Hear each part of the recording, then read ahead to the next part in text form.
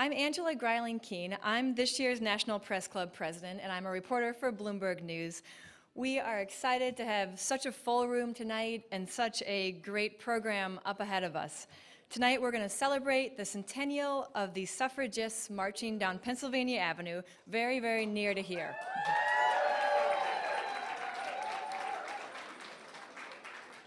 Because we're here at the National Press Club, we will also talk about the role that the press played in helping women get the right to vote, especially through the coverage of that march 100 years ago this weekend. We're going to see a video produced by the National Women's History Museum of some of the women who worked more than a century ago to get women the right to vote. It was a long effort, as I think most of us in this room know. But to kick things off before that, I'm going to propose a toast. Hopefully you all got a glass on the way in.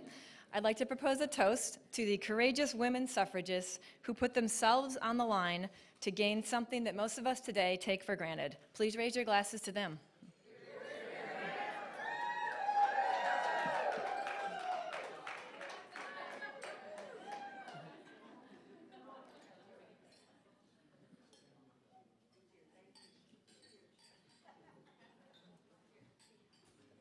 The foundation of our democracy is rooted in the right of all of its citizens to express their opinions and influence government through their vote. Today, Americans are bonded by our ability to vote, but for many groups, the fight to secure full citizenship has been a long and arduous one. American women's fight for suffrage was the making of over 70 years of hard work, dedication, organization, failures, and ultimate success. It culminated in the passage of the 19th Amendment that enfranchised women on August 26, 1920. Our foremothers' battle for the vote began in 1848. In the earliest stages of the movement, many women, disheartened and outraged by the practice of slavery, had joined the effort to abolish it. But like outspoken abolitionists Sarah and Angelina Greiling, these women became disillusioned when they discovered that they were barred from leadership positions in American political culture because of their gender. When Elizabeth Cady Stanton and Lucretia Mott, two linchpins in the development of the movement, attended the 1840 Anti-Slavery Convention in London, and Mott and 5 other official delegates were refused seats on the basis of their gender, Stanton and Mott decided to hold their own convention 8 years later in Seneca Falls, New York. The convention marked the first public proclamation of American women's demand for the right to vote. The Declaration of Sentiments, as it was called, also endorsed a variety of other changes. It was signed by 68 women and 32 men.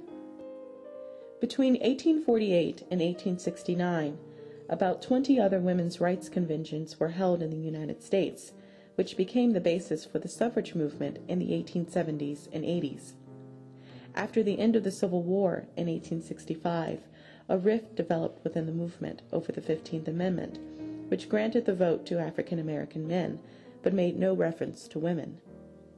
The National Woman Suffrage Association, led by Susan B. Anthony and Elizabeth Cady Stanton, opposed black male suffrage without suffrage for women, and the American Woman Suffrage Association, led by Lucy Stone and Julia Ward Howe, supported the enfranchisement of African American men as a first step towards the enfranchisement of women. Although the next 20 years proved divisive for the two organizations, in 1890 they reconciled and merged to form the National American Woman Suffrage Association.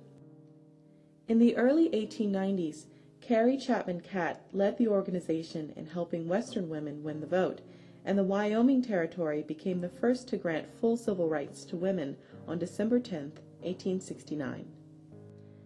This state strategy was amplified in 1916 by revived attention to an amendment to the Constitution, which would make woman suffrage a federal right. Led by Maud Wood Park and the National American Woman Suffrage Association's office in D.C., the movement generated a radical new party called the National Woman's Party, led by Alice Paul and Lucy Burns. The party vigorously picketed the White House in 1917, demanding the enactment of the constitutional amendment. Both the House and the Senate voted to approve the 19th Amendment by the necessary two-thirds majority in 1919. Tennessee was the last state to approve the amendment by one vote, and the 19th Amendment was added to the Constitution on August 26, 1920. After more than 7 decades of labor, American women won the vote in every part of the United States.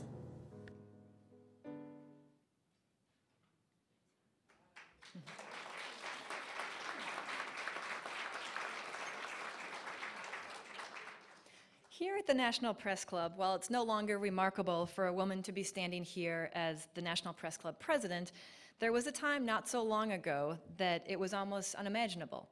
You can learn more about the history about women at the National Press Club in the display that's in the lobby. It went up today and it'll be here for March for Women's History Month. Today we have women leaders across the landscape in journalism, from anchors like Diane Sawyer to New York Times executive editor Jill Abramson to the Gannett CEO Gracia Martori. At my Bloomberg bureau, we have Cheska Antonelli as our first female Washington bureau chief. At the other end of Pennsylvania Avenue, there are 20 women senators, the most that chamber has ever included. In these ways, we have arrived, but the future is still before us. Most of these people are the first woman to hold their position. The Women's Media Center, in a report issued last week, found that male front-page bylines at the top U.S. newspapers outnumbered female bylines in coverage of the 2012 presidential election by a margin of nearly 3-to-1. Men were also far more likely to be quoted than women in newspapers, television, and on public radio. On Sunday talk shows, women comprise only 14% of those interviewed and 29% of roundtable guests. Here at the National Press Club, I'm the 106th president overall and the 11th woman. But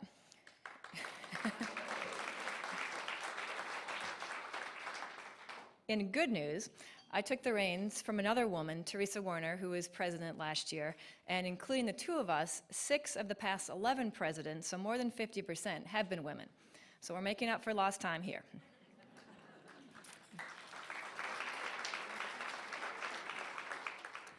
Some of our club member predecessors, including some women who are here with us tonight, fought long and hard for women to gain admittance to the National Press Club, which they finally did get in 1971. Let's listen now to the words of one of those first female members, Liz Carpenter.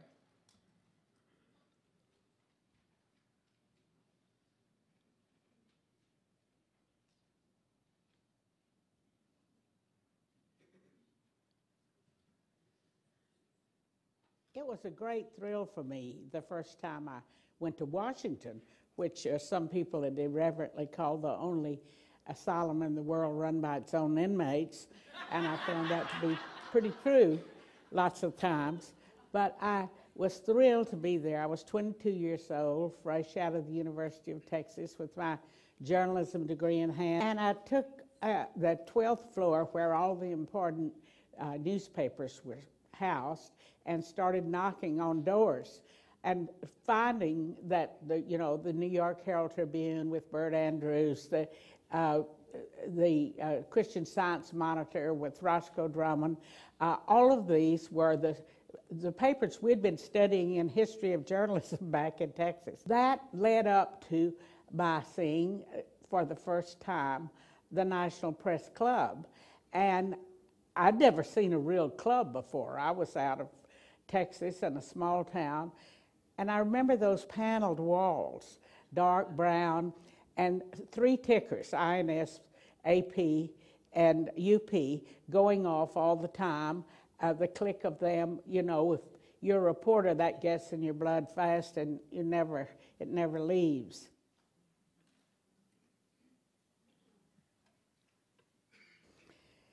Eleanor Roosevelt was the mentor of all newswomen, and for good reason, because she started the first press conferences that a First Lady ever held. And incidentally, Lady Bird Johnson was the First Lady to have a journalism degree. And so she knew the 5 W's and the H, and she knew, made my job as her press secretary much later easy. But Eleanor was interested in social issues, and it was the Depression. As a result of Eleanor, who only allowed women, she wiped out discrimination by discriminating and allowing only women. So it meant that all of those big services that had ignored women or throttled them had to hire somebody to cover real news, because Eleanor was news.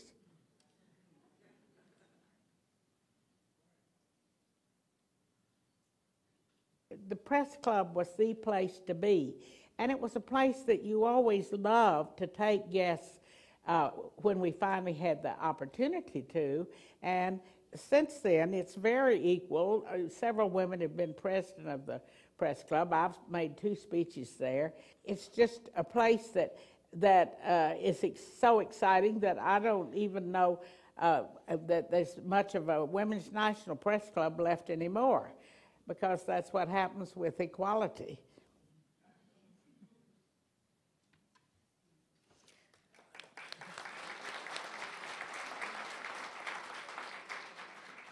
Liz, who unfortunately passed away 3 years ago at the age of 89, had, of course, a distinguished career in journalism and as a spokeswoman for Lady Bird Johnson. Here tonight with us, we have Vivian Valberg, who in 1982 was the first woman to be the National Press Club president. We also have Peggy Simpson, who was president of the Washington Press Club before its merger with the National Press Club. Tonight we will hear from experts about the beginning of the social change that led to women achieving a measure of equality in society. We know of the struggles and the successes of this and other social movements largely through press accounts. A free and unfettered press can be the eyes and the ears of the world, and that helps us function in a sound and breathing democracy. You are here tonight visiting the world's leading professional organization for journalists. What we can achieve in journalism is, and always has been, linked with what we can achieve in society. We journalists are the storytellers and the writers writing the first draft of history. Tonight, we will hear some amazing stories. But before we listen to our experts, let's watch one more video about the role of the press during the suffrage march in 1913.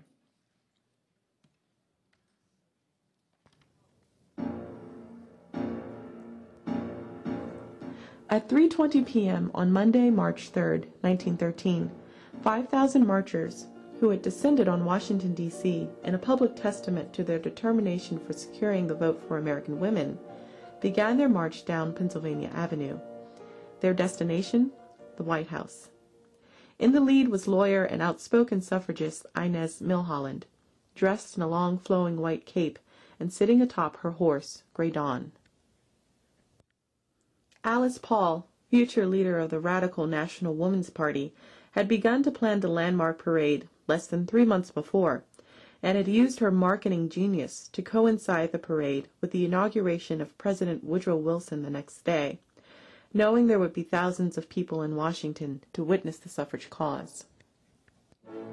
The marchers included women from countries that had enfranchised women, as well as nurses, women farmers, homemakers, doctors, actresses, librarians, and students, interspersed with 4 mounted brigades, 3 heralds, 24 floats, and 9 bands. Thanks to Paul, who had provided the press with daily bulletins for weeks in advance, the parade had drawn a record crowd of some 500,000 onlookers. The extravaganza moved effortlessly along for the first few blocks, but the peaceful assembly would soon erupt in violence, as many of the men, who had been drinking, broke through steel cables and spilled into the path of the parade. Women were jeered, tripped, shoved, injured, spat at, and assaulted with verbal epithets and threats. The police did little to control the crowd and protect the marchers. One account describes an officer spitting on a woman, and a policeman who watched the riots remarked, "They should have stayed where they belonged." By the end of the spectacle, 100 marchers were taken to the local emergency hospital.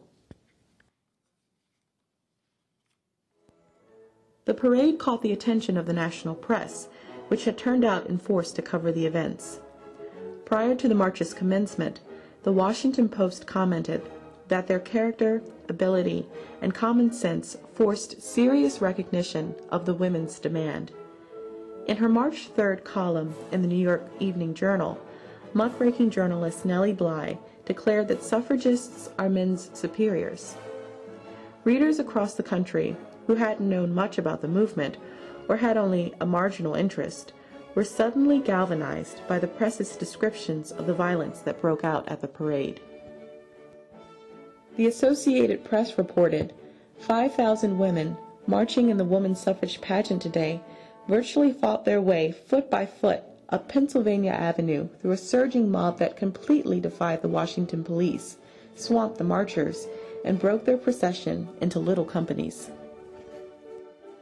In the weeks that followed, congressional hearings were held on the abuse of the marchers, and the press turned out in force to cover them.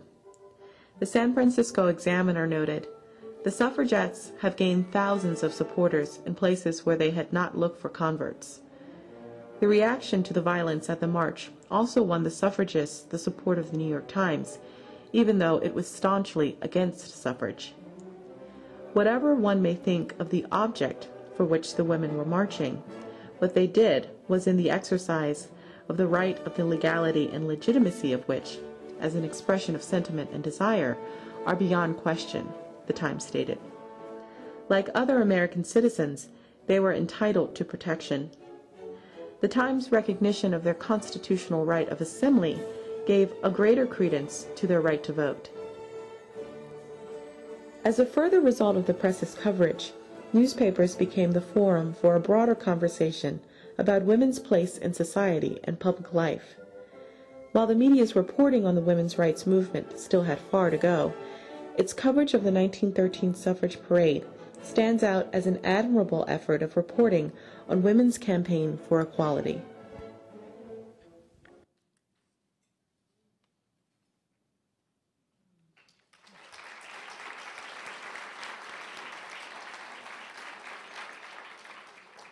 Well, the Press Club is proud to host this event tonight in partnership with the National Women's History Museum. There are a lot of groups who have come together to help make it happen. I'd like to recognize them.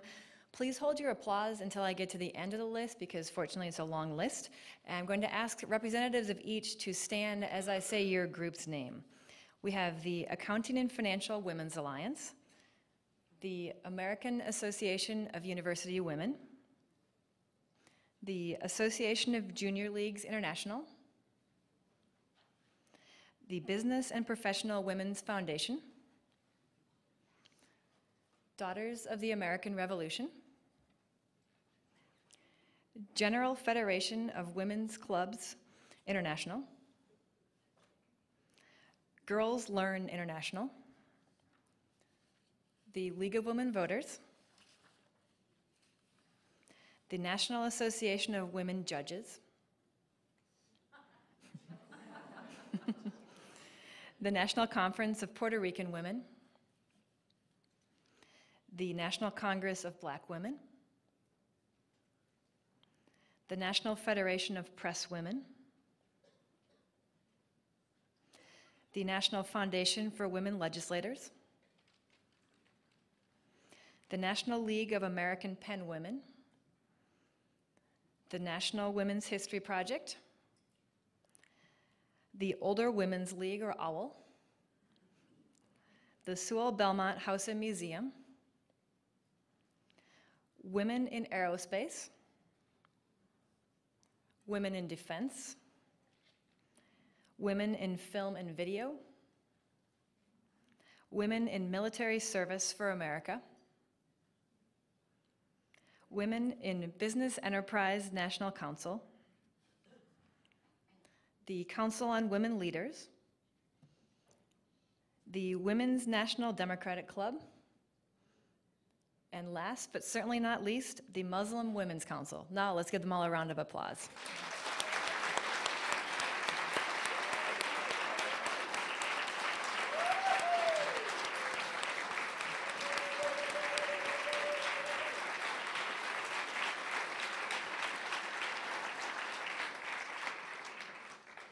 Now, I would like to present April Ryan, who is the White House correspondent for American Urban Radio Networks. April has covered 3 White Houses, and I will turn over the podium to her. Fair places. Good evening, everyone. You can do better than that. This is Women's History Month and yes. It is great to be here with you this evening. Well, we're still a little bit in February, the Black History Month, but we're moving into a Women's History Month. And I am really pleased to be here. For one, I stand on the shoulders of so many great women. One thing my mother told me before I got married, she said, honey, it's going to all fall on you. I said, that's not fair. That's not fair. She said, but it's going to happen. So I learned from that women are the ones who are moving everything. We're not just the neck. We are the shoulders. We are the head. And isn't it true? So once the rest of the world understands that, I think they've got it right, you know? But I am here to set the scene about journalism and women in journalism, particularly in this town. I work with so many great women, to include a young lady standing in the back, Enid Doggett, and I also want to pay homage to one of my dear friends who happened to be a woman that I looked up to and still look up to, my college professor, Dr. Rosalyn Terborg-Penn, who you will hear from this evening. Great, great woman. Setting the scene here in Washington, I arrived in Washington 16 years ago, the second term of William Jefferson Clinton. Covered 3 presidents, and it's not easy for a young woman in Washington. Nancy Pelosi has it right. It's not a glass ceiling. Glass, I took a look at the synopsis. Glass you can easily shatter. A marble ceiling. Oh, you know, I was told early on, men in this town talk to men. And that is still the case 16 years later. So that makes it doubly, triply, quadruply as hard for women to be able to move forward in this town. One thing that you will find, and from history's sake, from the suffrage movement to the civil rights movement to many movements in this country, the squeaky wheel gets the oil. You continue to squeak, we listen, we journalists come to you, and then what we do is hear your squeak, and we present it to the leader of the free world, who happens to be a man at this point. And we present that to him. And you know, it's interesting for people to really pay attention to you, be it journalists, be it newsmakers, be it what have you. You have to present your facts. You have to be part of the inside the beltway crew of sorts. And sometimes it's best that you're not. And I think many women like Eleanor Clift, many women in this town like Dr. Martha Joint Kumar, who's a statistician, who the White Houses that she's been embedded with, I guess you would say, not embedded, but covering with stats. She has gained the confidence of that administration, of each administration, to be able to give a give and take, to find out what's going on, and they rely on her as well. You know, there's so many women who have pioneered in this town. I remember a story from one of the pioneers back in the Kennedy era. And this is how things have changed, but yet still stay the same. We have a lot of women in power, but still not at the highest point of power. And when President Kennedy was president, the White House Correspondents Association was very active. I am actually a board member on the White House Correspondents Association, and it's 99 years old now. But back then, when President Kennedy was president, women were not allowed to attend the dinners. And you know those dinners now. Everyone comes. All the celebrities, the presidents. Jokes are made. Donald Trump came. They talked about his hair. But it's interesting, that famous dinner did not allow women. President Kennedy was petitioned, and they said, please do not go to that dinner because women are not allowed. And because he saw that that wasn't right, and that dinner, and to be a member of that association was only 25 cents at that time, women were not allowed. He said that he was not going to go to the dinner until women were allowed to come in. Now, yes. Now women are allowed, and we sit on the board of the association. We help steer the association. But going back from President Kennedy now to President Barack Obama, and looking what's happening down the road on the other side of Pennsylvania Avenue, we still have a long way to go. For example, today, there was a celebration about a certain act that was passed. What was that act? Violence Against Women Act, that's right. How many years ago was it enacted into law when women were allowed or made, it was made law that women are supposed to make equal pay, the same amount as a man? We are still struggling. We are still struggling in the press to be able to go on that yacht with the senator to talk to them about their whatever they're doing, like our male counterparts. The struggle still continues. But it's not about gender, it's just about we do the same thing you do. So why won't you let us in? The struggle still continues here in Washington for the press, but I want you to know that I'm fighting with you. Thank you so much. And now we will hear from the great Eleanor Clift.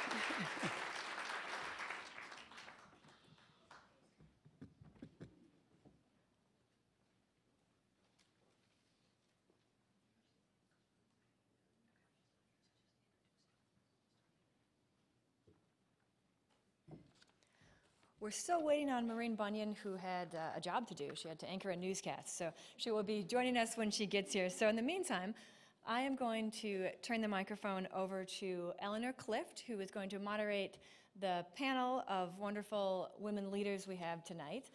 Eleanor and the panelists, why don't you come on up here to the stage.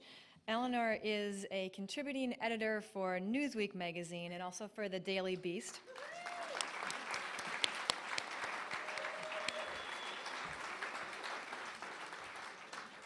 You've probably also seen her on the McLaughlin Group, and pertinent to tonight, she is the author of Founding Sisters and the 19th Amendment. I'll let you introduce the panel. Okay. Well, welcome, and we're all here tonight to commemorate the 100th anniversary of this remarkable march that is seen as kind of the official kickoff of the suffrage movement, although actually it began in 1872, but we won't mention those ensuing decades. But tonight we're focusing on the march and the legacy of that event and how it played out in the media then and how we see the roots of some of that coverage in media today.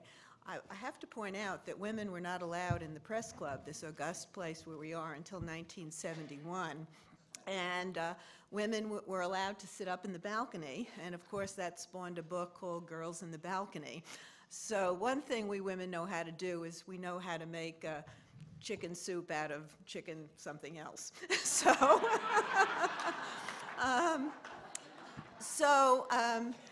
We have three scholars here with us tonight. I'm going to say briefly who each of them are and then introduce them a little more fully when they make their presentation. To my immediate left is Dr. Jill Zahniser. She is the co-author of a book called Alice Paul, The Making of a Political Leader. And in the middle, we have Erika Falk with the Aspen Institute, and she's the author of Women for President, Media Bias in 9 Campaigns, going back to 1872 and then on up through Hillary Clinton. And on my far left is April Ryan's professor. April, you did a great job with April. And it's Dr. Rosalyn Terborg-Penn, author of the book African American Women in the Struggle for the Vote, 1850 to 1920. So we're going to start with Jill. And Jill has really looked into the life and the career of Alice Paul. And Alice Paul was the inspirational leader of the march. And she came up with the idea, she orchestrated it, and when it turned violent, she didn't sit in despair. She saw that she had won the sympathy of a nation, and she knew how to take advantage of that sympathy. And later, when women were jailed and beaten and passed out little notes out to the public, she turned them into press releases. So I regard her as sort of the first marketing genius of the women's suffrage movement. So Jill, have at it. Good evening, everyone. Glad to be here. Glad you're all here. Well, Eleanor and even some of the earlier speakers and the video that we saw really encapsulated why we're talking about the 1913 suffrage procession, as Alice Paul liked to talk about it, rather than a parade. But why we're still talking about a parade or a procession 100 years later. And that was because of all the publicity that attended the parade, what happened during the parade and the congressional hearing which followed the parade, as you got a glimpse of in that second video. The 1913 procession was really the opening act towards the turn that your first video on the suffrage movement talked about, towards seeking the constitutional amendment.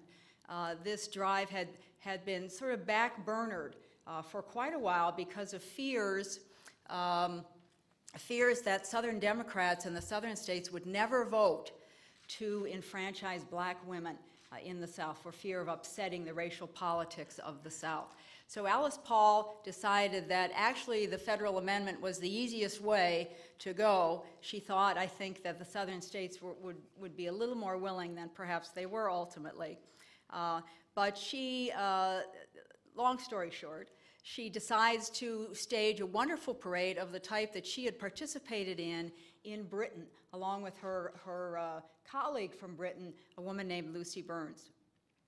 And the parade was really the opening act towards this turn towards the federal amendment. And Alice Paul, I think, pretty universally is given credit for turning the American suffrage movement towards the federal amendment. And we have only 7 years between 1913 and 1920 until the 19th Amendment is finally passed.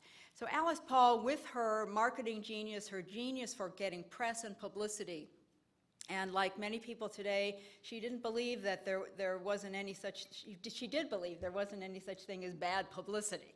She was okay with that. But she really vaulted suffrage from an issue that really wasn't even considered very seriously on part of the press to an issue of national prominence. And it stayed that way pretty much the entire time for the 7 years.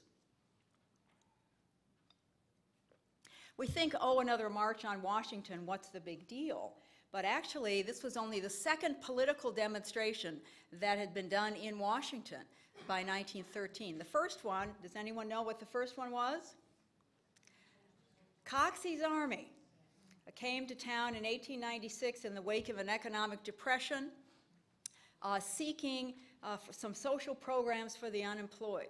He was so successful that as he was reading a proclamation, what the kinds of things that the unemployed wanted on the steps of the Capitol police came and arrested him, along with some of his other people. So we could say that the 1913 procession was the first successful political demonstration. And of course, it really inaugurated a series of, up until the present time, of people seeing Washington as a site for political protest and particularly for civil rights protests. So we remember it for that reason. It validated particularly Pennsylvania Avenue as a place for that.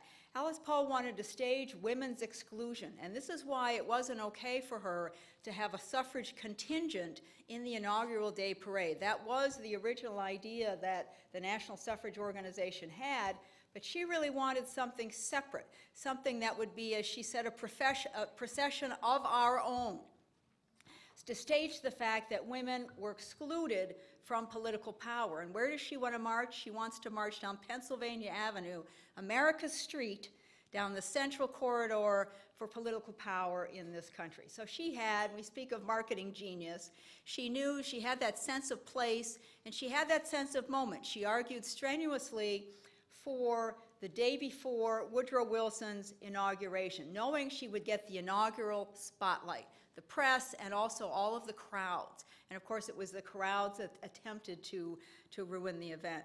There are a couple themes that historians talk about in terms of the parade and really in terms of suffrage at this point that I think are connections to our own time in terms of how the media look at women and civil rights issues for women. One is just the role of womanhood. What is a woman? What role does a woman have in the world? Does she have a role in the political sphere? It was really very much risky business for women, middle-class women particularly, privileged women, to march down Pennsylvania Avenue. This was not something privileged women did. Working-class women did this, and they were there too. But the privileged women were the ones that were really the unusual persons in that parade. And so there was that question of what role does womanhood have? And the second part of that historians of suffrage talk about today is the notion of citizenship. And this was very much on the minds, of course, of the organizers of the 1913 procession. What rights do women have as citizens? What rights should they have as citizens? Should they have the right to vote at that time? In our own time, should they have the right to all kinds of military positions, including combat positions? Should we have a woman president? Those are issues in our own time. For suffrage times, it was simply, do they have the right to the most fundamental right to consent, and that is the right to vote? Well, as I recall, the argument against giving women the right to vote is that it would just be a lot of unnecessary counting, that women would vote like their husbands, and if they didn't vote like their husbands, they would cancel out the husband's vote. So what did it matter? And I guess single women had so little status in society that, you know, they weren't even considered. I'm going to vault to the end of the table because chronologically, Dr. Rosalyn Terborg-Penn, her book keeps us more in the past, then Erika will take us into the present. Dr. Terborg-Penn has focused on African American women in the struggle, and there's been a lot written about that and a lot of controversy, whether black women were left out deliberately, whether they were a casualty of the times. You used the phrase that the suffragists had a fear of upsetting the racial politics of the South. That's a good opening for you, I think. Thank you very much. Did you know black women became women suffragists very early in the movement? The first recorded black female suffragist, Sojourner Truth, spoke at a convention in 1850. By the Reconstruction years, more African American women, primarily among the educated elite, joined the movement. However, as the movement began to attract larger support in the 1890s, black women in the movement were not only discouraged from joining movement organizations with white women, they were also segregated in their attempts to demonstrate on behalf of the movement. An example of this was the 1913 Women's Suffrage Parade in Washington, D.C., which you must remember was a segregated city at the time. My focus today is on the parade and its impact among African American women suffragists. Organized by the two premier women's suffrage organizations, the NAWSA, National American Women's Suffrage Association, and the Congressional Union. The parade themes reflected roles of elite women. A New York Journal, a newspaper of the time, article reported the event Splendor the day after the parade occurred, and I quote, "Lawyer Inez Milholland, clad in a white cape and riding a white horse, led the great women's suffrage parade down Pennsylvania Avenue in the nation's capital. Behind her stretched a long procession, including 9 bands, 4 mounted brigades, 3 heralds, more than 20 floats, and more than 5,000 marchers," unquote. What many people did not know was Milholland was an NAACP member, and her father, John Milholland, was treasurer of the NAACP at the time.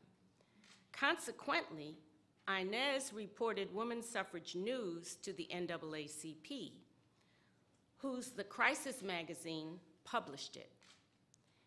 In the April 1913 edition of The Crisis, comment of the parade followed it, and I quote, "In spite of the apparent reluctance of the local suffrage committee to encourage the colored women to participate, and in spite of the conflicting rumors that were circulated and which disheartened many of the colored women from taking part, they are to be congratulated that so many of them had the courage of their convictions and that they made such an admirable showing in the first great national parade.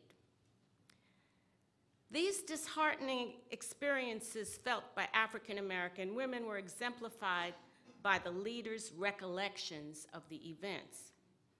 Ida B. Wells Barnett, president of one of the largest Black women's suffrage associations in the nation, Chicago's Alpha Suffrage Club, reported that NAWSA officials asked the Illinois women's suffrage delegation to, quote, keep their contingent white, unquote, and not march with the 65 Black Chicago delegation. Organizers feared offending the Southern white women who had pledged not to march in a racially integrated parade. They expected the Chicago Black delegation to march at the end of the procession with the other African American women's organizations. The militant Wells Barnett refused to comply. She's about my height, you know, she was bad. The Black Chicago delegation debated, then made the request public as they moved to the back of the procession. In the meantime, Wells Barnett and two white women delegates in the Illinois delegation had a plan. As Virginia Brooks and Belle Squire marched down Pennsylvania Avenue, Ida slipped from the crowd and joined them in the Illinois delegation procession, to the consternation of many. Yet other African American women's suffrage leaders did not take the militant approach and joined the procession at the end of the parade. But only after Inez Milholland complained to Alice Paul about her organizers who attempted to bar the Howard University women entirely. NAACP member Mary Church Terrell, the first president of the National Association of Colored Women, had recruited Howard University women from the newly organized Delta Sigma Theta sorority to march with her in the parade. They joined the other African American women's delegations relegated to the end of the procession. However, Terrell, unlike Wells Barnett, did not complain publicly. Later, she discussed her dismay over the events, directing her criticism towards Alice Paul and the Congressional Union. In correspondence with Walter White of the NAACP, I found Terrell questioned Alice Paul's alleged commitment to the enfranchisement of African American women and concluded, and I quote, "If she and others could get that Anthony Amendment through without enfranchising African American women, they would do so," unquote. To put my brief discussion in context, let me say, it does not matter if contemporary historians debate or deny whether white suffragists such as Alice Paul were racist or not. The point is, Black suffragists of the times believed that most were. And I'm finished.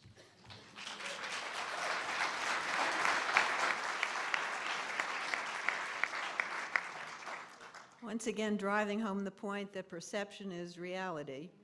I never heard that Inez Milholland was a member of the NAACP, so thank you for that. I read about her that she was known as the most beautiful suffragist ever, and I kind of think of her as the Gloria Steinem of her day, you know, that she kind of lifted the movement in terms of the visuals and again, the appeal to the media. Erika, you have Erika Falk, who's a former public radio reporter and anchor in addition to being at Aspen. You have examined 9 presidential campaigns, beginning presidential campaigns by women, going back to 1872, the first one, and on up to Hillary Clinton. I shudder to think to ask what the similarities are, but I'm sure you found them. So. Yeah, so I've been asked to make a few comments on a more contemporary reading of what it means to have votes for women.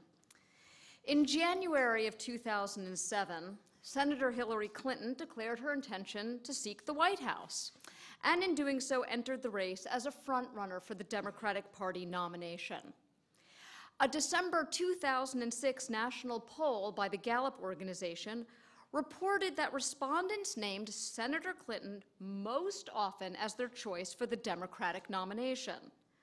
Senator Barack Obama, who entered the race 4 days before Clinton, was named second. Despite the fact that Clinton was leading in the polls 33% to 20%, in the month in which both candidates announced that they would run for president, the top 6 circulating papers in the United States ran 59 stories that mentioned Obama in the headlines and just 36 that mentioned Clinton.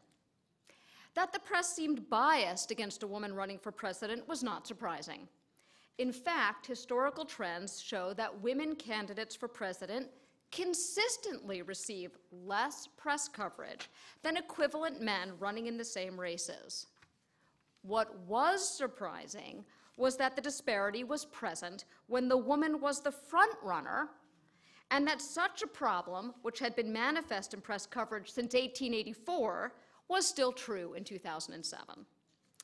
In my book, Women for President, Media Bias in 9 Campaigns, I examined the press coverage of 9 women who ran for president between 1872 and 2008.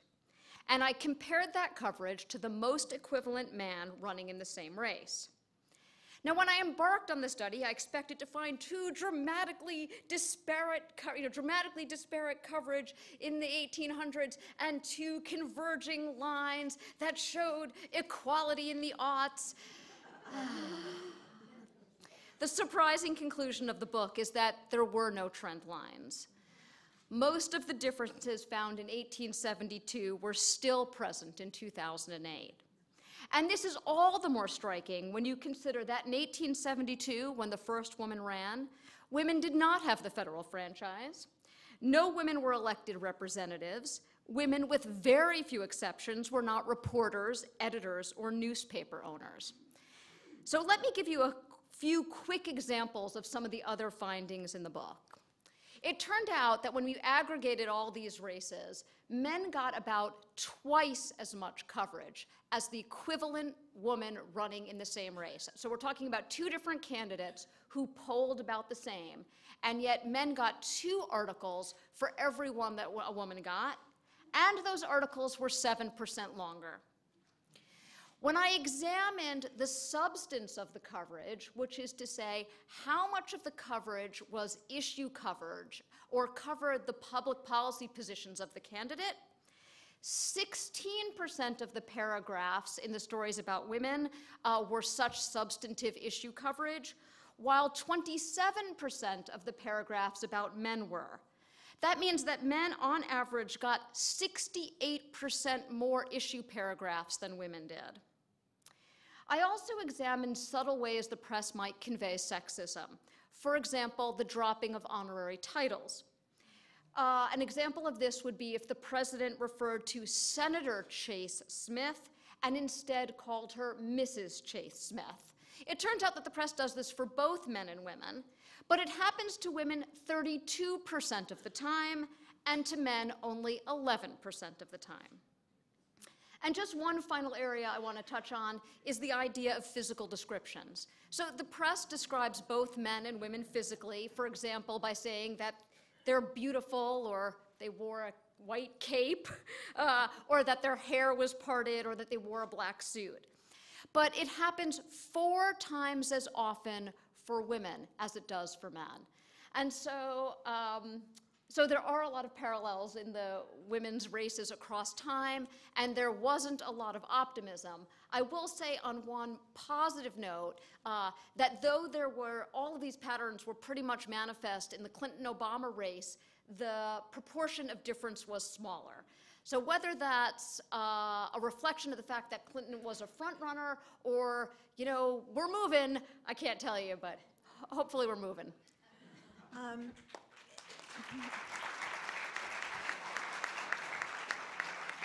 You only looked at presidential campaigns.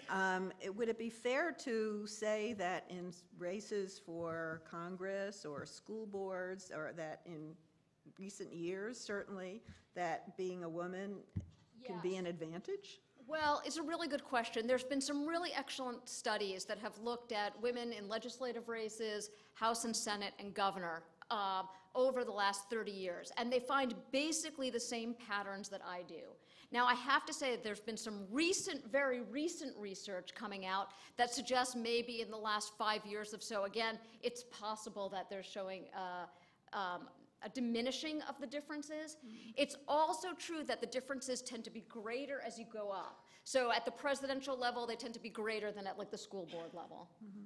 And did you consider gender of the reporters? I know going back to 18, yes, you did. So it's a great question, and I wanted to consider it. What's interesting is that in the early periods, there are no bylines. And so you can't code for gender of the reporter. So I'm sure there's some really interesting findings that other people have looked at. But because my research was historical, I wasn't able to include that. Okay, all right, well, we're going to talk among ourselves here for a while, and then we are going to open this to questions. Jill, I wanted to go back to you. Before we came out here, you were chatting about Alice Paul and saying she was quite a controversial figure, that she wasn't likable, she was considered authoritarian. Well, yeah. Yes, but so what were her characteristics that created that impression, and do you think it was accurate? One of the things that I'm going to try to do in my book is to look at Alice Paul with a fresh eye. I think that your book is coming out. Book is coming out hopefully by the end of the year, perhaps early next year. There are some flyers at the table where you came in, if you're interested, and I think you can pre-order from those. Going to try to take a fresh look at Alice Paul because I think she's a person who's been defined by her critics. If any of you looked at Stacy Schiff's recent biography of Cleopatra, she has an interesting line in her introduction. She says, one of the most dangerous intersections in history is the intersection of women and power. I think that Alice Paul was a very powerful personality. She annoyed people regularly. But I think that she, in descriptions of her, both in accounts at the time and in historians' accounts, she has been very much seen through a gendered lens. If the same person were there, going back to what you were saying, the same person were doing exactly what she was doing and was male, I suspect we would see that person in a much more positive light than many historians have seen Alice Paul. She was a tremendously focused individual once she decided on suffrage, and that took her a fairly long time. I think that's it's kind of a myth that she went to England and immediately jumped in with the Pankhurst. That's not true. But once she decided on suffrage and the federal amendment, she was very focused about it. She was a tremendously disciplined person. As many of you know here, I think she spent a great deal of time in prison in Britain and also here in America in November of 1917. And what enabled her to get through those experiences was her incredible self-discipline, which I think in part was honed by her Quaker background. You sit in those silent meetings for week after week after week, and as a child particularly, and you begin to develop some self-mastery. So her characteristics were very much that. She also was a very, very smart woman, and I think that's another thing that was kind of off-putting for a lot of people. I think I hope if we were going to cover her today, she might be seen in a much more positive light than many accounts of her have portrayed her. And I would give a shout out to the HBO movie, yes, Iron-Jawed Angel, where Hilary Swank plays Alice Paul. Yes, although there are convincingly, obviously some historical inaccuracies. We don't want to get into the bathtub scene there. Those of you that have known that. It's HBO. It's HBO. Well, I like to say that we, in terms of the accuracy of that scene, we know that Alice Paul, or we suspect that Alice Paul bathed. But what she actually did in the bathtub is another story. Okay. One we don't know. Okay. Rosalyn, I would invite you to expand a little more on the racial dynamics. Frederick Douglass, he was very close to Susan B. Anthony, and this was very difficult, the decisions they made, political decisions, and I think it fostered a lot of repercussions that went well on into the 20th century. So give us a little perspective. Well, the interesting thing is the African American women suffragists that I found who were active in the 1890s, you know, before the turn of the century, liked Susan B. Anthony, whereas they did not like Elizabeth Cady Stanton. It was something about her personality that turned them off, I guess. But they also thought Anthony was more sincere and that she would call it as she saw it. And although at times she would tell Douglas, for instance, she told Douglas once, don't come to the convention that was going to be in Atlanta because there'll be too many white Southern women there who will be offended if you come. And she said, I have to do this for expediency. So she was out front about the reasons and the things that she wanted to have done. And the club women, like Mary Church Terrell and others, understood that. And when she died, several of them went to her funeral to eulogize her. So it depends on the way you play the game, I think, and how honest you seem to appear. But we all know, I mean, we're not post-racial. Everybody said that after Obama was elected. Oh, we're post-racial now. We know that's not true. So a lot of what's going on then continues to go on. It just manifests itself in different ways. Unfortunately, our society has an institutionalized form of racism that's very difficult to overcome. Okay, and I would ask you, the media, friend or foe of the suffragists? Yes. Well, you know, I didn't study coverage of the suffragists per se, but I do think it's a mistake to think of the media as some kind of conspiracy against women activists, whether they're suffragists or women candidates. I mean, the truth is that the media are part of the society, and the society has institutionalized sexism. And so I don't think it's some great conspiracy. It's just that the media are one of us, and they participate like us, and they're part of our culture. So they're both friend and foe. Right, well, put it in the context specifically of the parade, and any one of you can answer that, the media coverage of the parade. I didn't look at that much. I thought the New York newspaper was interesting. Again, I hadn't thought of it that way, the way they described the pomp and the circumstance. It wasn't negative, but it wasn't serious, I think. It was very descriptive. But I imagine a lot of people wanted to hear what happened, wanted to read what happened since they weren't there. So I found that to be an okay. Well, I must say the Sewell Belmont House, and there was somebody here representing that, has a magnificent library. And when I did my book on the 19th Amendment, I spent a lot of time in their basement library reading firsthand accounts of the parade and many other things. And it was a spectacle like the country had really never seen before. And the Pennsylvania Avenue was lined on both sides, and the men primarily were throwing tomatoes and shouting epithets. And I think the headlines the next day were something like 11 people taken to the hospital, including Helen Keller, who was there and was supposed to appear that evening in Constitution Hall and was so disturbed by what was happening and that she was unable to do that. And the chief of police in the district, the police were on horseback, and they just kind of, I can't say stood aside since they're on horseback, so they sat aside on horseback. They didn't do anything to control the mayhem. And there were hearings later on Capitol Hill, and that district police chief lost his job. I mean, it played out a lot like modern events. And especially for the young people here, it's really thrilling to go back and read all of this contemporaneously, because it's like living history. And you know, these are wonderful academics, and they bring it to life as well. But you know, you can do it for yourself. It's all out there. And Susan B. Anthony had prodigious writings. Have any of you gone through her? No. Well, go back to the media coverage of the parade, and I can maybe add a little bit to that.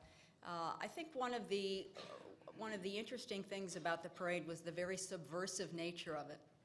On the one hand, Alice Paul remembered the processions that she had participated in and even helped organize in Great Britain. And these were wonderfully colorful, beautiful, wondrous pageants, really. Graceful, dignified, beautiful. And this was the model for the 1913 procession. Right. So on the one hand, she was buying into very conventional, the very conventional tropes that the media was expecting of women. So you have coverage like miles of fluttering femininity in some of the coverage. You know, beauty, grace, and art bewilder the capital. Well, it was bewildering because on the one hand, we had all of these wonderful floats and costumes. There was a color scheme for the parade, you know, that was very carefully, went from blue to purple to yellow, and all the flags and banners and the huge silk banners that Alice Paul's group plus all of the state band. It was just a gorgeous affair. So on the one hand, she was buying into this notion that women are beautiful and women do graceful things and women are dignified. So they're buying into that convention at the same time as they're saying, and women can walk down Pennsylvania Avenue and demand the vote. Right. So it's a very subversive parade politically. And you mentioned the hearings that came after.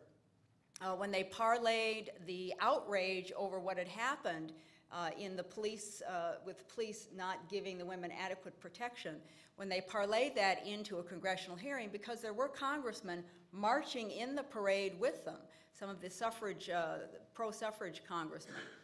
So when they managed to get a Senate hearing, then the publicity was then amplified, and all of the things that had happened in a parade were then repeated.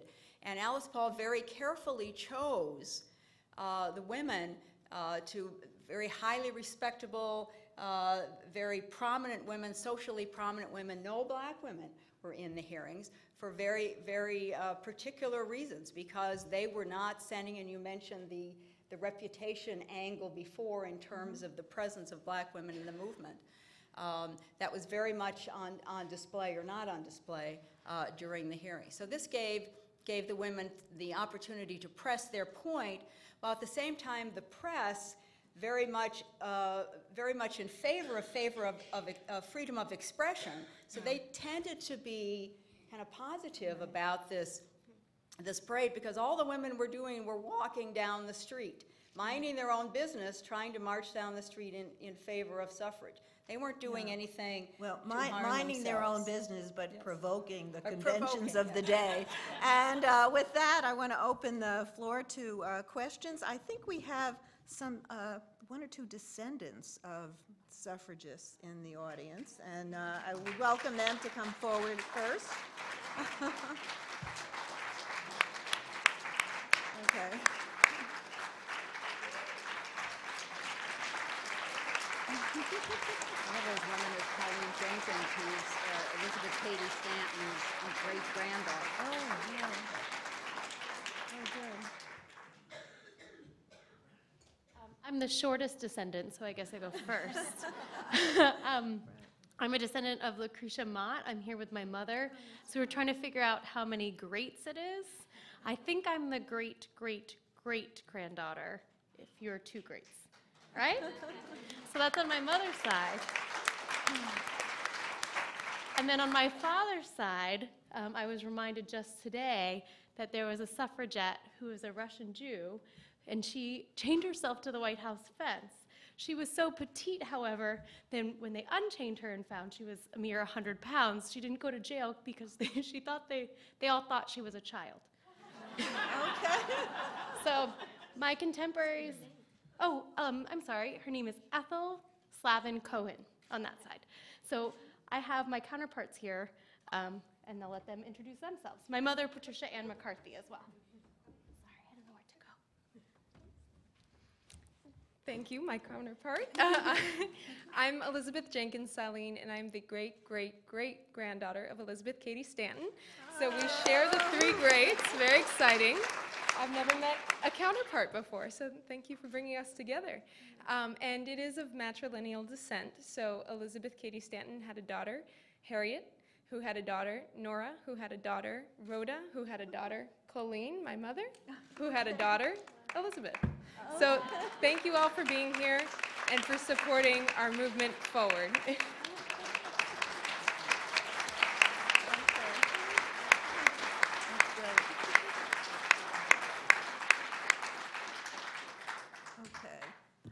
All right, now, does anyone have a question? And, oh, here, Joan, yes. Here's another. Joan Michelson. Oh, you want me to migrate over there? To the mic.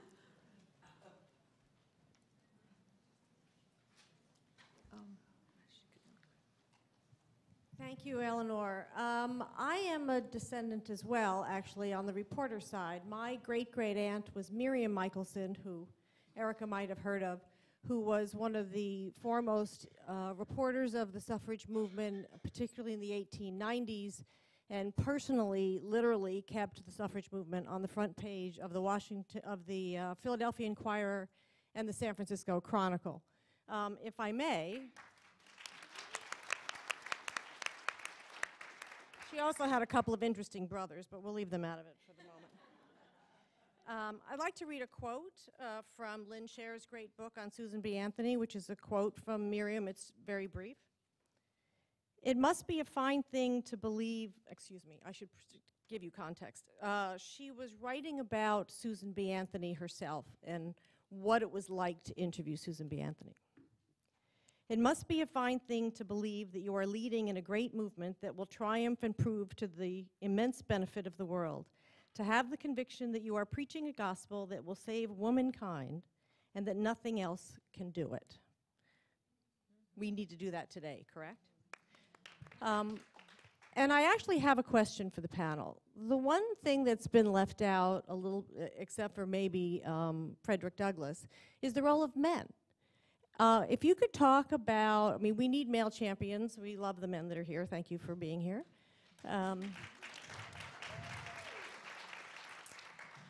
And if you could talk about some of the men who supported the women's movement and what they experienced outside of, both within the women's movement and outside of it as well, and how they, whether that affected the way they participated or not.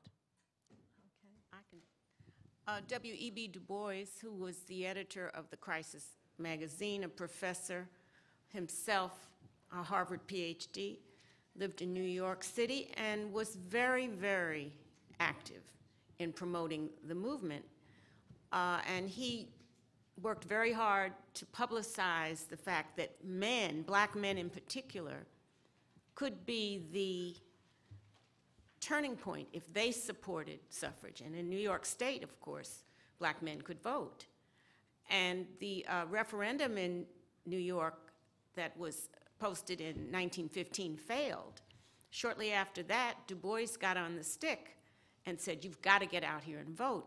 Now, I'm not saying that the black men turned the tide, but by 1917, the referendum had passed in New York State. Thank you. Now, I think we have some people lined up. You have a question over here, and then we'll go back to this side. Yes, Faye Williams. First of all, while I was not in the March of 1913, I am a member of Delta Sigma Theta, so we are here. Okay. The second is I chair the National Congress of Black Women that brought truth to the Capitol, Sojourner Truth, 4 years ago. My question is, rarely do I see other groups support that whole thing about bringing Sojourner Truth to the Capitol. The National Women's History Museum is excluded. They were very helpful to us, but not very many others. My question is, why don't women writers and others who speak about women's suffrage talk about Sojourner Truth? I mean, I think she played a very important role, and I'm glad you mentioned it, Dr. Terborg-Penn. But why is she left out? She was fighting both for getting rid of slavery as well as for women's rights. I mean, like always, black women have double duty, and she had double duty, but she often gets left out. Why? Well, in recent years, she hasn't been. too scholarly, and maybe that's the problem. People like novels. They don't like scholarly stuff with footnotes and manuscripts and variety of things. But Nell Irving Painter came out with an award-winning biography of Sojourner Truth a few years ago. And Margaret Washington came out with another one about 2 years ago. Margaret teaches at Cornell. Nell was teaching, she's retired now, at Princeton. So I don't know. Maybe they're in ivory towers and people don't see them and read their works. But if you are interested, Nell Irving Painter and Margaret Washington, two authors who have recent biographies that are still in print of Sojourner Truth. Thank you. Over here. My name is Roberta Francis. I'm co-chair of the ERA Task Force for National Council of Women's Organizations, and also a real independent, if you will, scholar. I really am very much interested in how Douglas, Stanton, Anthony, Truth, all the 19th century folks work together with all the prickliness that comes with being human, but work together on abolition and women's rights and the advancement of a lot of social goals.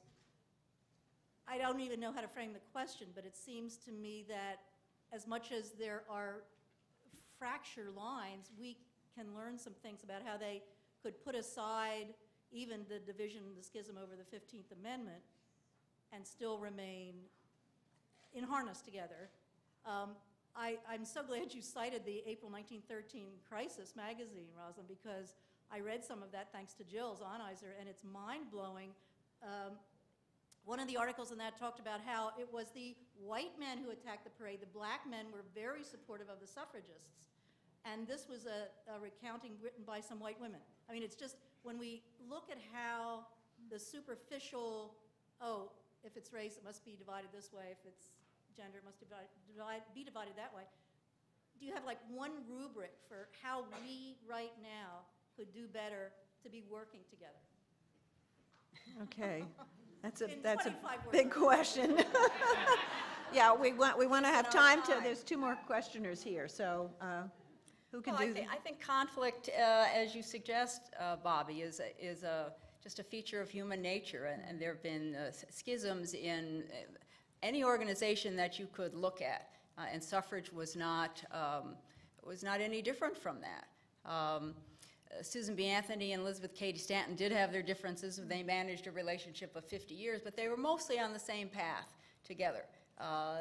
They didn't always agree with other suffragists at that time. There was a larger, well, actually, no, I shouldn't say a larger schism, a more profound schism between Alice Paul and Carrie Chapman Catt and the Nausa group later, because the earlier schism really separated the movement for a generation. It didn't come together until almost the 20th century.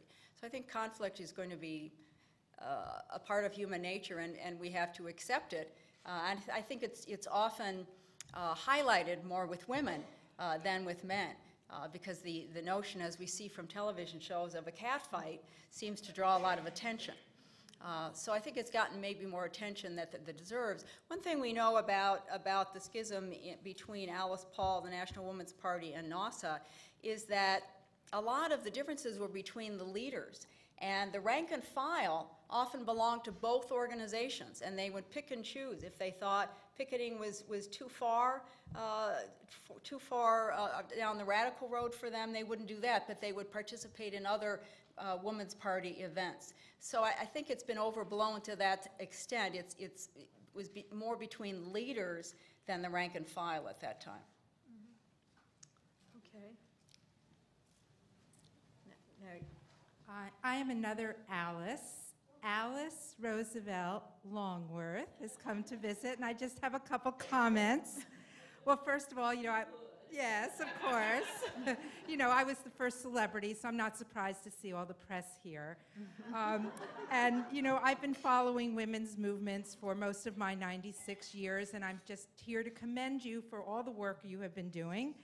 Bella Abzug at one time asked me to do some fundraising. It's not really my thing, but I'm just so happy you all are doing it. No one is more dedicated to individual empowerment than I am. Just a couple comments. You showed Liz Carpenter talking about my cousin Eleanor. Always Eleanor, always Eleanor. You know, J. Edgar Hoover had 3,000 pages on Eleanor. You know, I just didn't think she was that interesting.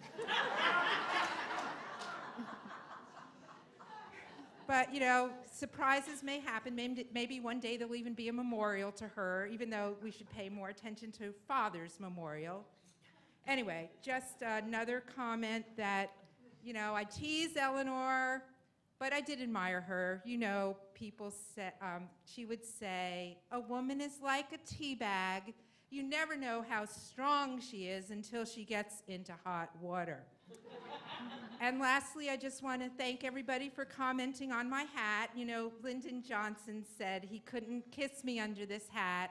I told him that's why I wear it.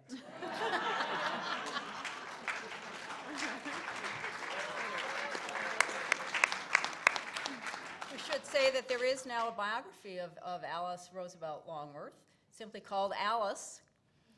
It's not the 4-volume, or maybe, I don't know if it may be 5-volume now, of Eleanor Roosevelt, but it's out there. I don't recall the author, but it's just a couple years old. Didn't she have a famous pillow with needlepoint on it that said, if you have, oh, here it is, okay. You can't say something nice, come sit by me. Right, okay.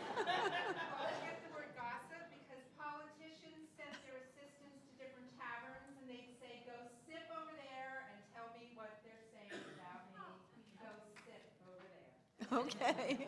All right, our final questioner looks right out of the period we're discussing. Thank you. I reenact suffragist Mrs. Robert Walker, and I also want to thank all of you for being here tonight, because if it weren't for us, our daughters would not know about all that has gone before us. And there's also a wonderful group of folks here tonight that I want to acknowledge. I'm part of the Turning Point Suffragist Memorial Committee. Would all of you please stand up? They were the ones that were holding the banners and greeting you all. And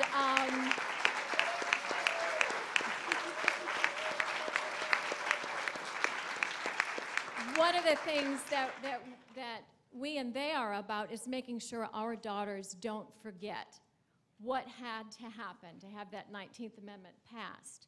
So with that in mind, and this goes for any of you lovely ladies up there, name 1 or 2 things we must do to make sure our daughters and our sons don't forget.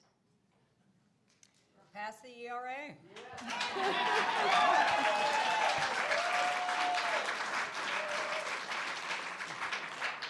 Women need to run for office.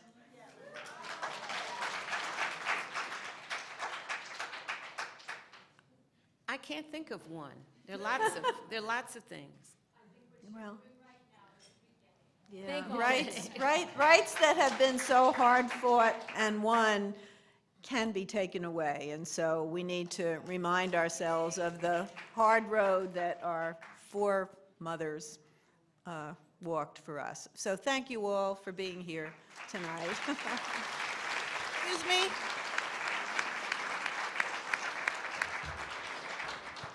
Excuse me. She didn't acknowledge me. I'm so sorry. You just. We finished our Everybody was question. looking in that direction. I understand. Oh, okay. I just had a really, really quick question because Sure. I was concerned about the response with regards to Sojourner Truth. And I was just curious if maybe someone else had a comment. Could it have been she did not get the exposure because she was not an aristocrat? She's a former slave. She was not an elitist woman. She did not look the role, you know. Could that have played a part in it? Why even to today, she does not get the kind of exposure that perhaps should, I mean, obviously she warrants. Did anyone else have a comment on that? I have a comment on that. In the schools, Sojourner Truth gets a lot of exposure. And I think any student coming through elementary school knows who knows who Sojourner Truth is at this stage. No, I was really talking with regards, I understand that that's absolutely true.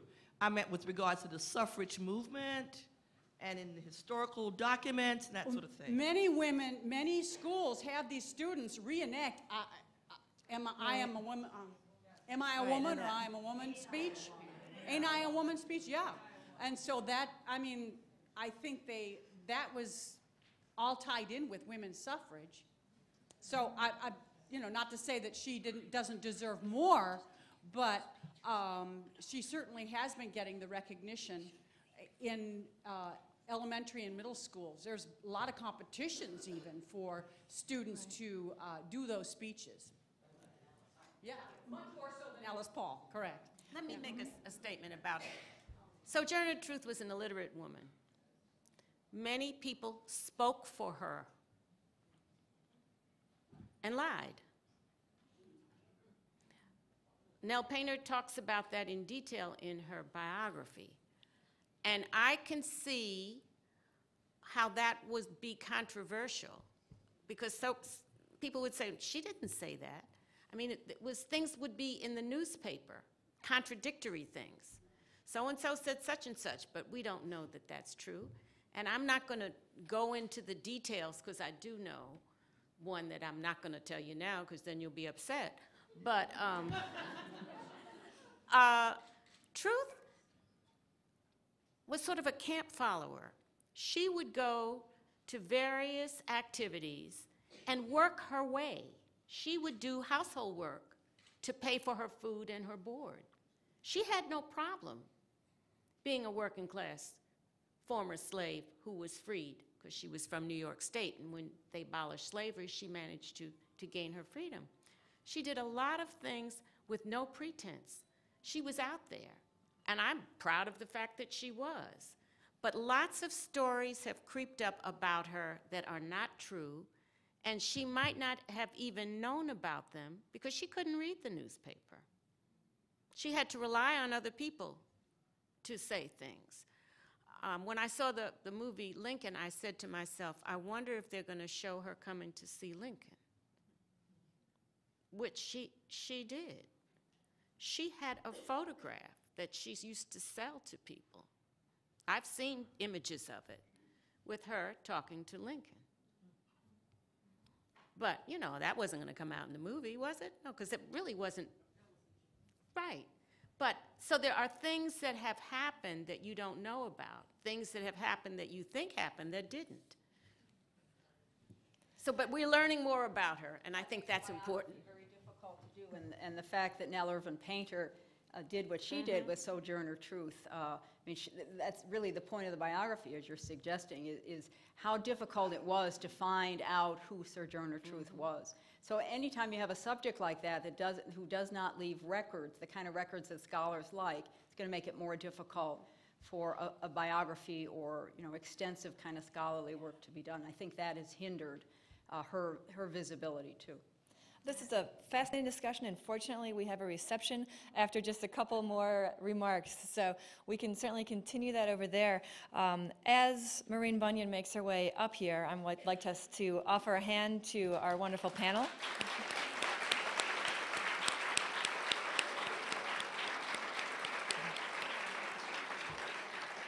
And thank you, Maureen, for joining us. We appreciate you making it here, especially on a tight schedule. I think Maureen is someone who needs few introductions, but just very briefly, she is, of course, a co-anchor here in Washington locally for ABC 7 WJLA TV, and she is a founder of the Association of Black Journalists. Maureen. Thank you, Angela. I won't take too much time, and I wanted to say that I'm very sorry I didn't get to introduce Eleanor, because that was my formal job here. And before I go, I do want to say that Eleanor and I worked closely for 20 years on the International Women's Media Foundation, and I think I could speak for her in saying that our experience together, along with many other women journalists in Washington and across the world, was very positive, very creative, and we're very proud of that organization. Eleanor, like so many women journalists, has learned that her voice is of great value. And one of the reasons that we honor her and so many women, not only in the suffrage movement, but also women journalists, is because we as women in this past century at least really were able to achieve the goal of having our voices heard. And that was, I don't mean to put that in the passive voice. We did it. It wasn't done to us. We were not allowed to speak. We spoke, and that's why we're all here today. And I do want to just say one thing. Both Liz and Erika mentioned something that I was going to say in very brief remarks, and that is the importance of the democratic process. And in this country, it means the importance of the vote, and it's the importance of bringing people to elected office. And the women's vote, quote unquote, has been absolutely instrumental in the last few elections. It certainly has been instrumental in the one we just had. And as a journalist, watching women in Congress and the impact of women in public service on public policy, I don't see anything more powerful than that taking place in our country today.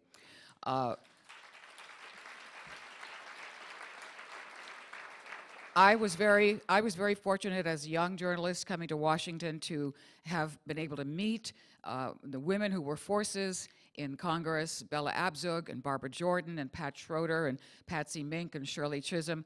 And I know the impact that they had on my life personally, especially in the workplace. I know the impact they've had on our country in terms of legislation to protect the environment, health care, equal pay, sexual harassment, child care, and of course, the ERA.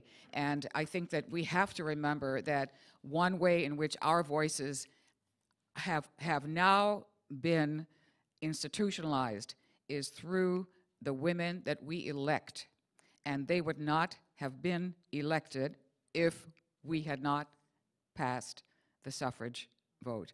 And so we today are the recipients and the inheritors of so much of this wonderful history. Let us not take it for granted. As a journalist, I do not take it for granted, and I'm very, very happy that at least here in Washington, I've been able to see the impact of the work of the fine women that you're celebrating here today. And I thank you all for doing this, especially the Women's History Museum and the National Press Club. And Angela is a great example of the next generation of women who are carrying on the banner, and I hope that she is able to do so with great freedom and great, great support from all of us. Thank you all so much.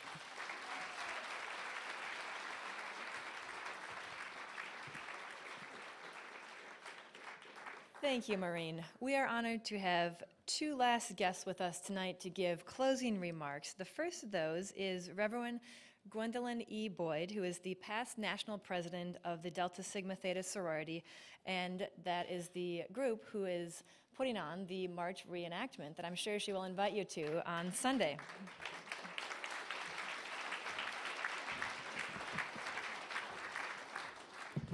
Good evening to all of you, and we're certainly excited to be a part of this launch party this weekend.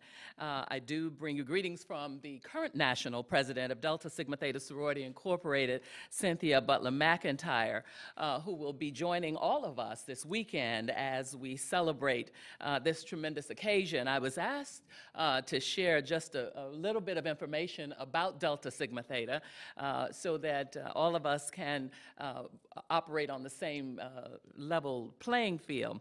And Ife has already stolen my thunder. And I'm glad she did. She's a dynamic member of our organization. But Delta Sigma Theta Sorority Incorporated was founded on January 13th, 1913 on the campus of Howard University by 22 undergraduate students who believed in social activism and who believed in moving an agenda forward for equality. Now, while they were students at Howard University, they heard about the suffrage march from Mary Church Terrell and many others who were a part of the community community and the campus community at that time. They were intrigued by this and wanted to be able to participate. And so, of course, they signed up and made sure that the organization was registered as one of the groups in the original suffrage march. And to our knowledge, it was the only African-American group that was part of the original suffrage march. And so our 22 young founders who were college students, and you have to transport your mind back to 1913, they could not leave campus without a chaperone, because they were not allowed to do that. And so they had to get a chaperone who happened to be a gentleman professor, Professor Gregory at Howard University, who accompanied them down to the march. And our founders did participate and walk in the original suffrage march. And we are excited that from that nucleus of 22 social activists, Delta Sigma Theta has initiated over 300,000 women over the last 100 years who continue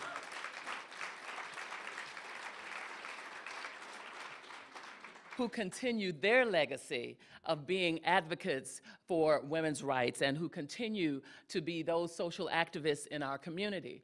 The other thing I want us to, again, transport ourselves back to 1913, and it's been a part of this conversation this evening, is that they, as a part of the suffrage march, were marching for women to have the right to vote even before African Americans could have the right to vote.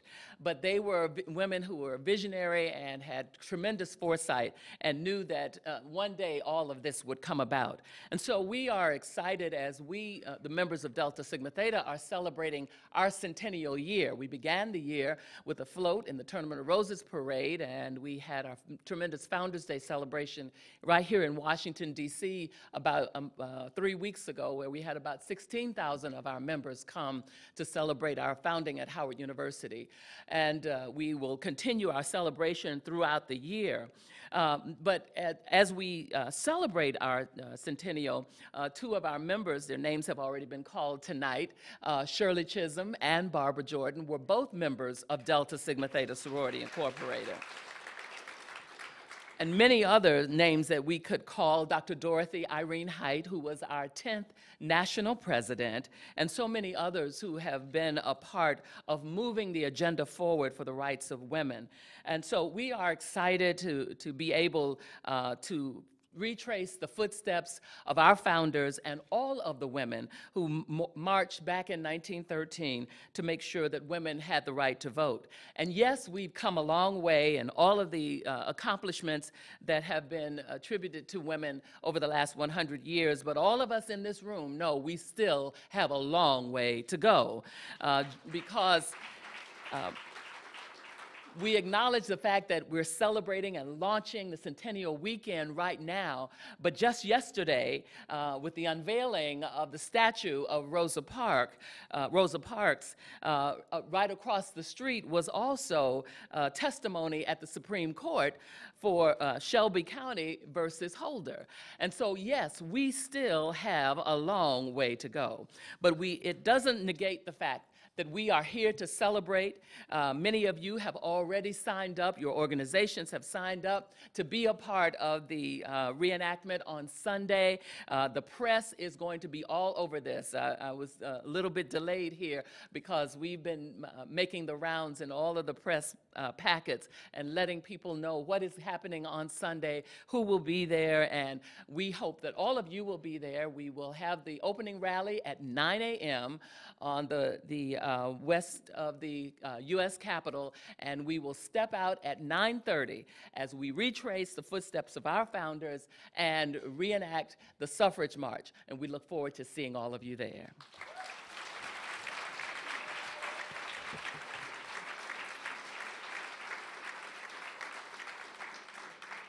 Thank you, Gwendolyn. And last but most certainly not least, we have Joan Wages, who is the president and CEO of the National Women's History Museum, our partner here tonight.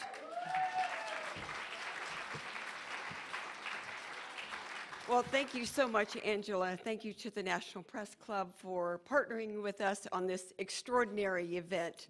There have been comments by the panel and from the audience about how are we going to ensure that those in the future know about what the women have gone through in the past. And our answer to that is we must have a National Women's History Museum.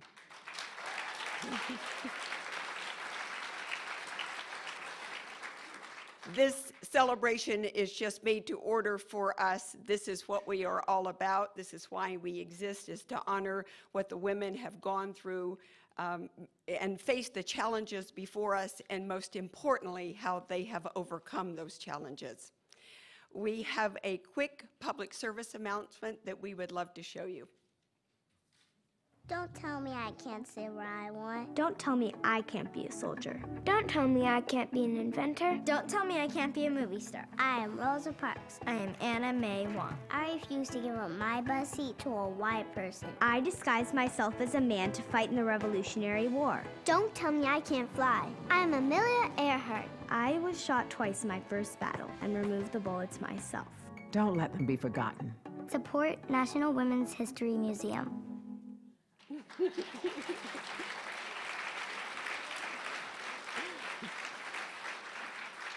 Another reason we need the National Women's History Museum. So in the midst of this celebration, we are delighted to report that the museum is moving forward. Just yesterday, legislation was introduced in the House and the Senate that would have a commission created by Congress that would identify a permanent home for the museum. We are hoping on or next to the National Mall.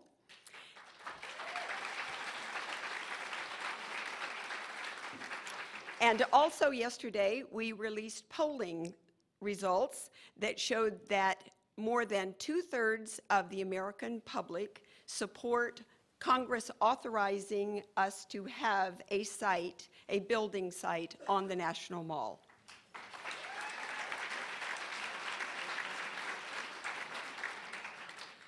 So there are a couple of people we would love to thank. Jan Duplain, the subtle Jan Duplain, who has been running around all evening. Ann Stone and Becky Shergans, who have worked so hard on this event tonight. We hope that you'll take a few minutes to see the exhibit out in the foyer that the museum staff has been working on. Sydney Winston has done the videos that you have seen this evening, and Liz Maurer has helped with the putting together the exhibit. And there's a group, believe it or not, who we think has not been recognized, and that is Unite Women. Would all of you stand, please? They have come from across the country. They have been supporting and working to get the word out about this celebration. Linda Denny, the museum board member who's been coordinating with them, and they have all been working with the Sewell Belmont House, AAUW, Turning Point, and other coalition members. So we are so grateful to all of you for helping us.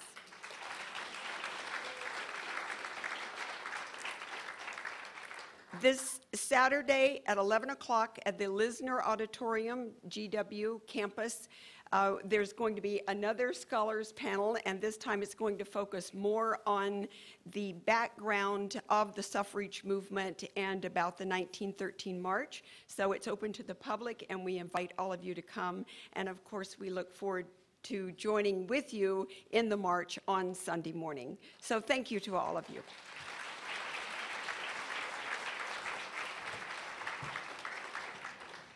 Thank you, Joan. I would like to thank all of our speakers here tonight, as well as the National Press Club staff who helped put together the event that we've all enjoyed this evening.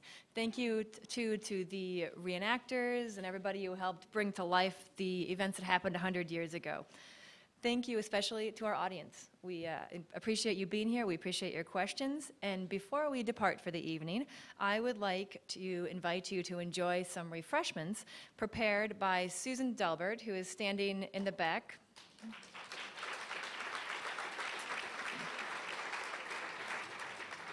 Apropos to what we're talking about this evening, Susan is the National Press Club's first female executive chef.